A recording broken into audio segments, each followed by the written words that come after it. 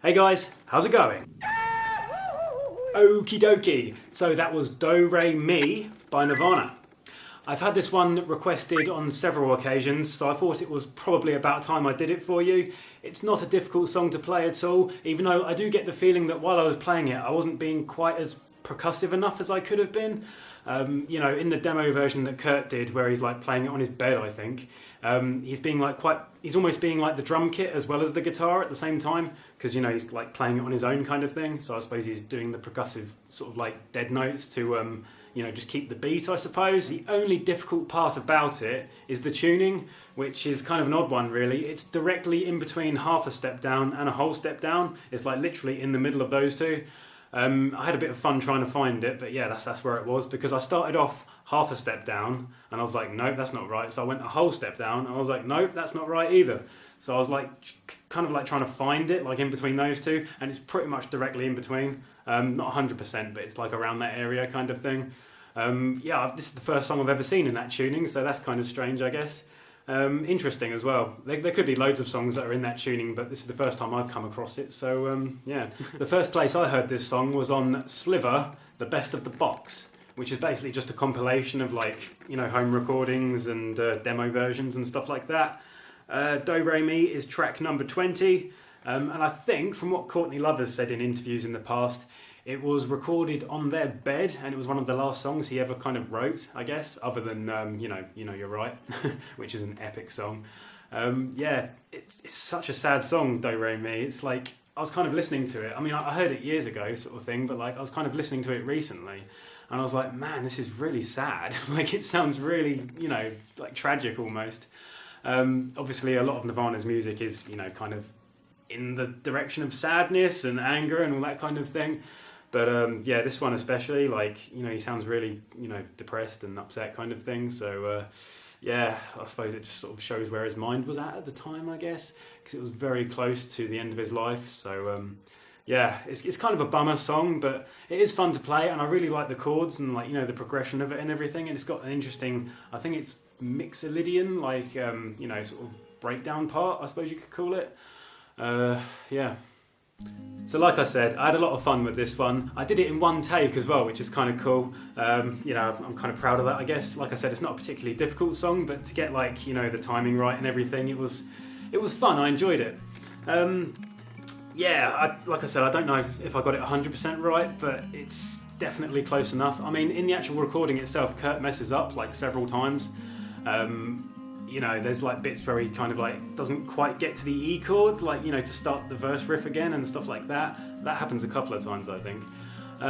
Yeah, so like I said, it was just you know, a home recording kind of thing. I mean, there's plenty of sort of like home recordings and demo versions of stuff of you know, Nirvana's music, and the lyrics and stuff changed over time, and the arrangement of the songs changed over time. So had Kurt not, you know, killed himself, maybe this song would have ended up on an album, and it could have had perhaps different lyrics, or, you know, a different kind of structure to the song, or whatever, you know. It's a shame he didn't give us more music. I mean, he gave us plenty, you know, in the space of the time that he was, like, you know, prominent and, you know, managing to record in studios and stuff like that. He gave us so much music, so you can't really grumble, to be honest. But obviously, if he hadn't gone, then he could have given us a lot more. So yeah, it's a shame, man. Yeah.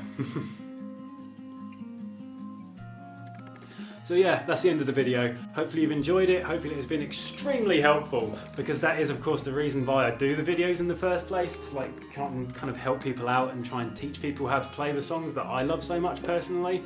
Obviously I do take requests, so they're not always songs that I would perhaps play that week, but yeah, I don't know, I've had like so many songs like going on that I want to do, and then when it comes to like recording them, it's kind of like, oh, you know, I don't have the right effects box for that one, or, you know, I haven't quite got the verse right on this one, and, you know, things like that. I mean, I wanted to do radio-friendly unit shifter this week, but to get like the obscure kind of like noise garbage like in the verses, what you really need is the polychorus, you know, the electro-harmonics polychorus. Is it electro-harmonics? I think it is. Yeah, you kind of need that, and I don't have one, and I'm not really willing to pay like 200 quid for a pedal just to do one song. So I am planning on doing it at some point, but I'm going to have to probably do bends instead of like the flange effect kind of thing that you get from the polychorus.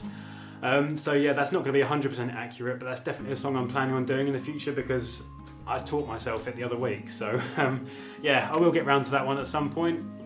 I would also like to do, no, I don't want to say actually. I've teased you about a particular song in the past that I want to do, and I want to make sure I've got it nailed down before I record it.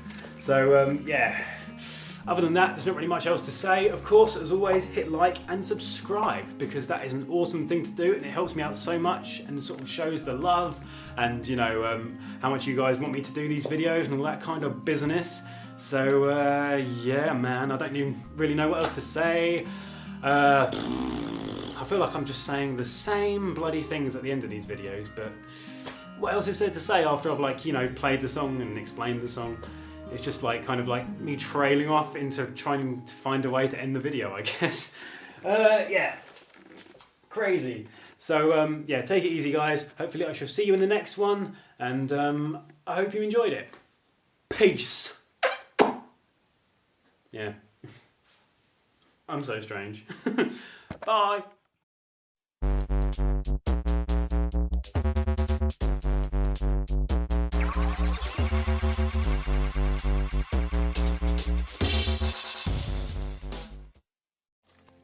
Heat 'em up.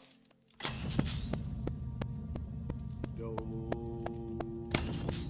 re. Me.